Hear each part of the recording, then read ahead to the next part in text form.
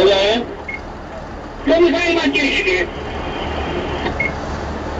Το 63, έχει πάρει κάτω στους τροχούς και έχει φτάσει μέχρι πάνω. Και ποιος είναι απάνω? Ο Νέστρας ήταν, κατέβηκα ο Βελούς.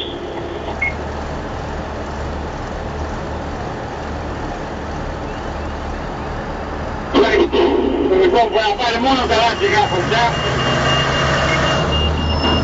Και αυτά τα λάστιχα έχει ξεκινήσει η μουσική και γιατί έχει πάει προς τα πάνω, δε. Ό,τι βρείτε εκεί τώρα, ό,τι λάγια είναι γράσα και αυτά. Ένα πύλικο πύλικο, δεν ξέρω μήπως πήραν τα πίνα αυτόν. Ένα πύλικο πύλικο. Θα βάλω στην πύλικο ήταν.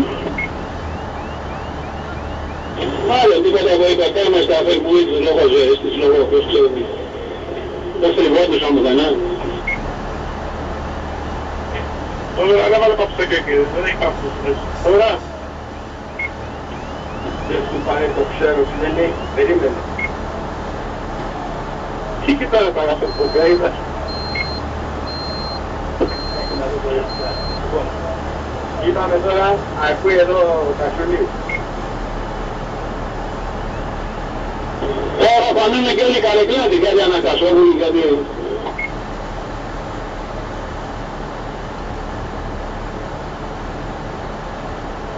Το 201 το φορτωνό. Ναι.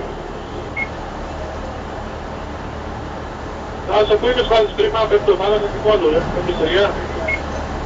Πέμπτο θάλασσα, έβδομο στεριά, πέμπτο στεριά και τρίτο δεύτερο.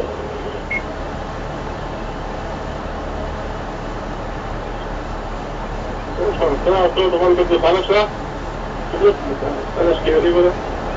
Αυτό θα δεν καταλαβαίνει.